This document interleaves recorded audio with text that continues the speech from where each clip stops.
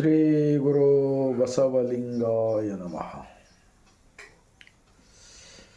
ಒಂದು ಮಹಾತ್ಮ ಬಸವಣ್ಣನವರ ವಚನ. ಹೊರಗೆ ಹೋಸಿ ಏವೆನಯ್ಯ, ಒಳಗೆ ಶುದ್ಧವಿಲ್ಲದನ್ನಕ್ಕರ. ಮಣಿಯ ಕಟ್ಟಿ ಏವೆನಯ್ಯ, ಮನ ಮುಟ್ಟದನಕ್ಕರ. ನೂರ ನೋದಿಯೇವೆನಯ್ಯ, ನಮ್ಮ ಕೂಡಲ ಸಂಗಮ ದೇವನ ಮನ ಮುಟ್ಟಿ ನೆನೆಯದನಕ್ಕರ. इस वचन का भावार्थ क्या होता है? बिल्कुल सरल है. बाहर से बहुत चार रुद्राक्षा वो ये झुट्टा गिट्टा बांध लेकर आंख तमाम विभूति वो ये लगा कर मैं बहुत बड़ा तपस्या कर आया हूँ, मैं हिमालय गया हूँ, वहाँ गया हूँ, यहाँ गया हूँ. ये जो भारत देश के अंदर लोगों को एक गुमराह करने का, पाखंडवाद फैलाने का एक बड़ेपना जो चल रहा है ना, ऐसे लोगों को देखकर लिखा हुआ वचन होता है. ಹೊರಗೆ ಹೋಸಿ ಏವೆನಯ್ಯ, ಒಳಗೆ शुद्धविಲ್ಲದನಕ್ಕರ.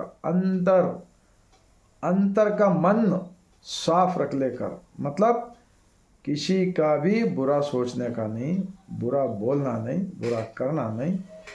ऐसे विचार के बहुत इम्पोर्टेंट दिया है बसवा कल्याण के महात्मा बसवಣ್ಣ जी और शरणों ने. मणिये कट्टी एवेनಯ್ಯ, मन मुट्टदनकर.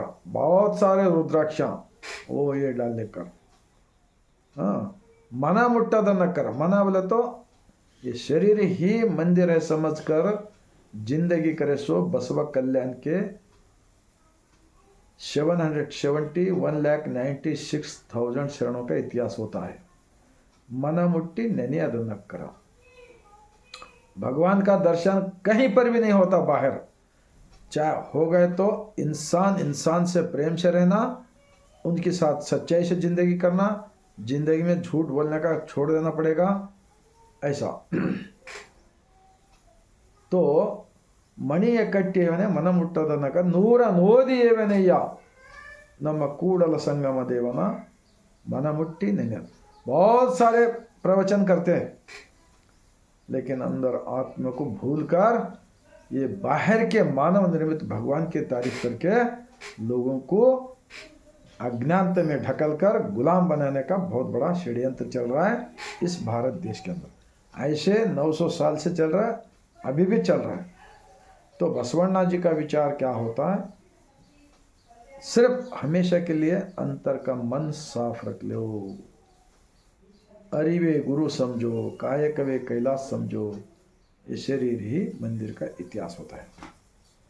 तो इतना मैं बोलकर आप सब वचन का किताब पढ़िए और सोचिए इस वचनों के अंदर क्या होता है.